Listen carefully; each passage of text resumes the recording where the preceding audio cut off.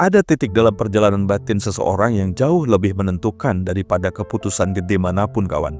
Titik itu simple, tapi efeknya ngegeser seluruh garis hidup. Yaitu, momen ketika lo berhenti melawan diri lo sendiri. Kita sering banget gak sadar kalau yang kita lawan itu bukan keadaan, bukan orang lain, bukan rezeki, bukan semesta, tapi diri kita sendiri. Melawan apa yang kita rasain, melawan apa yang sebenarnya pengen kita lakukan, melawan sinyal batin yang udah jelas-jelas ngasih arah, ngelawan jalan hidup yang lebih selaras, ngelawan kebutuhan jiwa kita sendiri. Dan uniknya kawan, semakin keras kita ngelawan, hidup semakin keras membalas ke kita. Bukan karena dia jahat, tapi karena hidup cuma menyamakan frekuensi. Kalau di dalam hati lo perang, di luar jadinya chaos. Kalau di dalam lo takut, di luar jadi sempit. Kalau di dalam lo memaksa, di luar jadi seret. Tapi lo pernah ngerasain kan, ada momen kecil ketika lo akhirnya melepas. Bukan menyerah, tapi berhenti memaksa. Dan tiba-tiba aja, segala sesuatu yang tadinya bikin mumet, jadi lebih ringan. Kawan, itu bukan kebetulan. Itu momen ketika lo selaras buat pertama kalinya dalam waktu tertentu. Selaras itu bukan berarti semuanya mulus, bukan berarti hidup lo jadi instagramable, tapi lo bisa ngerasain bahwa dalam diri lo nggak ada lagi gesekan antara apa yang lo mau, apa yang lo percaya, dan langkah yang lo ambil. Dan ketika gesekannya hilang, energi lo nggak bocor, pikiran lo nggak lagi terbagi dua, keputusan lo nggak lagi dilawan hati lo sendiri.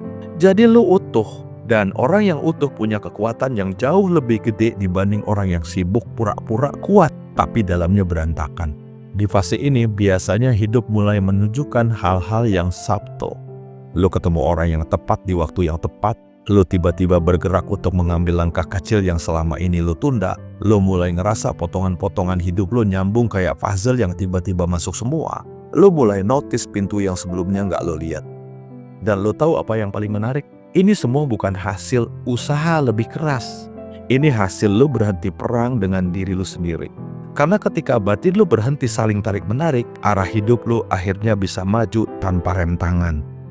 Ada satu pergantian perspektif yang cuma terjadi kalau seseorang udah cukup jauh masuk ke perjalanan batinnya, kawan.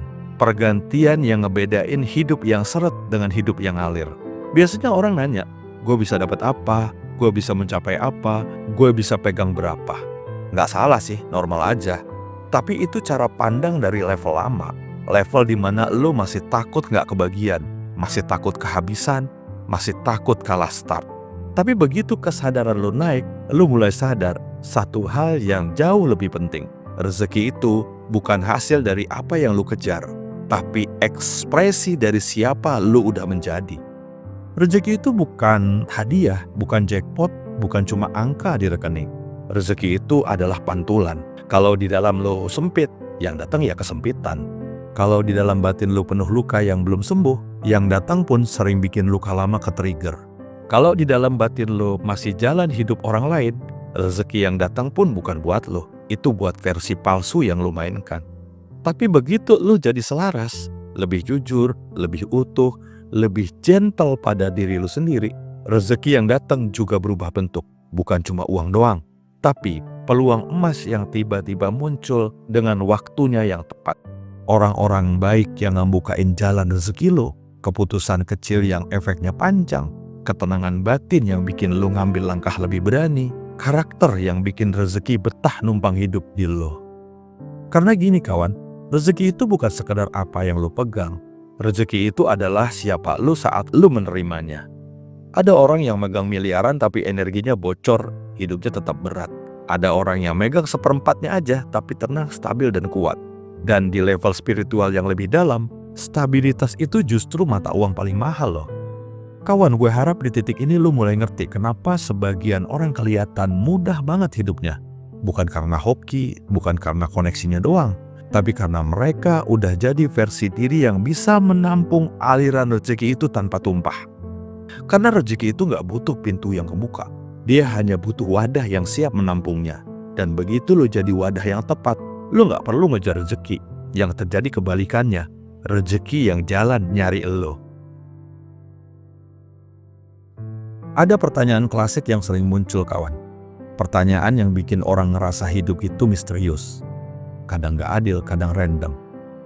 Yaitu, kenapa dua orang bisa melakukan hal yang sama, tapi hasilnya bisa jauh banget bedanya. Padahal usahanya sama, pola hidupnya mirip, pendidikannya setara, modalnya serupa. Bahkan kadang orang yang lebih rajin justru hasilnya lebih seret.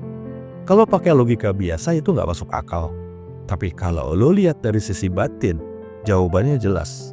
Yaitu karena mereka melakukan hal yang sama, tapi dari frekuensi diri yang berbeda. Ada orang yang kerja keras tapi takut miskin. Ada orang yang kerja keras karena dia tahu kapasitasnya. Kelihatannya sama, tapi energinya beda, kawan. Dan realitas sensitif banget pada energi ini.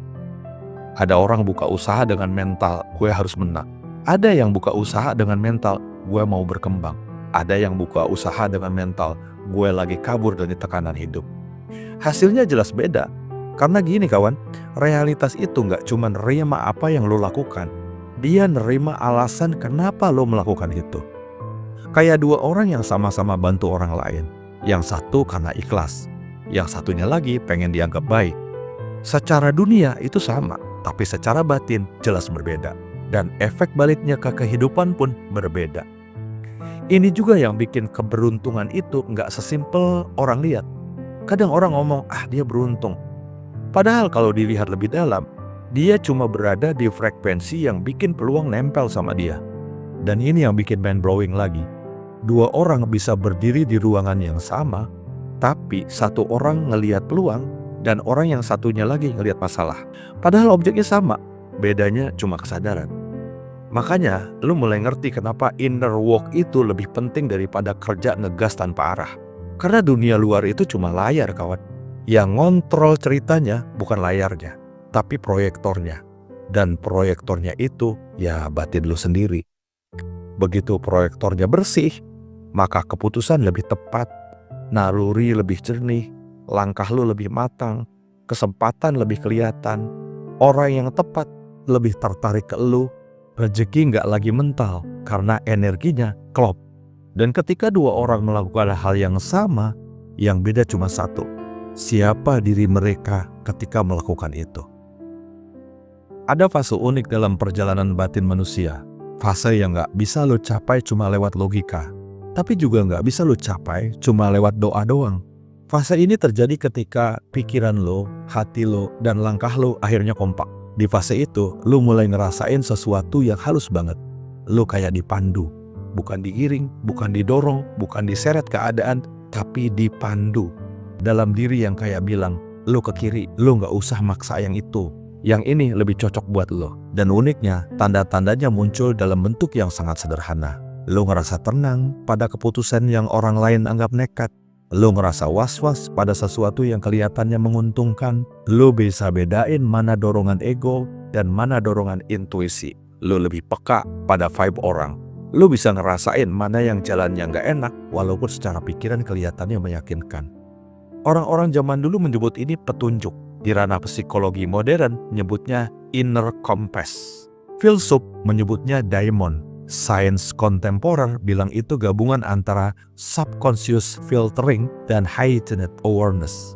Tapi apapun bahasanya, apapun istilahnya, yang penting adalah rasanya. Lu nggak lagi melangkah kayak orang gelap-gelapan. Lu nggak lagi gambling, lu nggak lagi ngambil keputusan karena semua orang bilang itu yang terbaik. Dan lu nggak lagi ngejar hidup versi orang lain. Yang terjadi justru kebalikannya. Hidup terasa lebih ringan, walaupun tantangannya tetap ada. Karena lu udah tahu, lu gak jalan sendirian, ada sesuatu yang dalam diri lu yang tahu arah yang tepat. Dan hal ini membebaskan banget kawan, karena setiap orang merasa dipandu, dia akan berani ambil keputusan yang benar. Berani ninggalin ruang yang udah gak cocok, berani bilang iya ke peluang yang resonate, berani berjalan lebih pelan kalaupun itu yang dibutuhin. Dan yang paling penting, dia berhenti jadi musuh bagi kehidupannya sendiri. Di fase ini, hubungan lo dengan realitas berubah. Lo udah gak kayak orang yang memohon-mohon nasib baik. Lo gak lagi menanti tanda dari luar. Karena tanda itu sekarang muncul dari dalam. Bukan lewat suara keras, tapi lewat rasa. Yang makin lama, makin lo percaya. Dan orang yang udah percaya rasa dalam dirinya, biasanya hidupnya akan bergerak jauh lebih presisi. Walaupun dari luar kelihatannya dia cuma mengalir. Padahal yang sebenarnya terjadi adalah dia selaras. Di titik ini lu mungkin mulai ngerasain satu hal yang dulu udah lama banget hilang. Aliran. Bukan aliran rekening, sabar dulu kawan. Tapi aliran batin. Aliran yang bikin lu bangun tidur tanpa beban sebesar planet Jupiter. Lu mulai nafas lebih pelan, lebih ringan, dan bergerak lebih santai. Dan yang paling penting, lu mulai ngeliat tanda-tanda kecil yang sebelumnya selalu lu lewatin. Kayak pintu rezeki yang dulu kekunci rapet, sekarang kayak ada celahnya dikit. Dan celah itu kawan, kalau lu rawat bisa jadi gerbang besar. Hidup emang kayak sungai, kalau lu panik lu kebawa arus, hanyut. Tapi kalau lu selaras, arusnya justru yang mendorong lu ke muara. Bikin lu jalan tanpa maksa, tanpa ngoyo, tanpa friksi. Di fase ini, semesta biasanya ngirimin hal-hal kecil dulu. Rezeki yang bentuknya bukan uang, tapi rasa aman, rasa plong, rasa tenang. Dan itu bukan receh, itu pondasinya. Jadi kalau batin lu udah tune in, duit itu cuma follow up. Asal lu lanjut jalan pelan-pelan, tanpa drama, tanpa buru-buru, tanpa ngotot.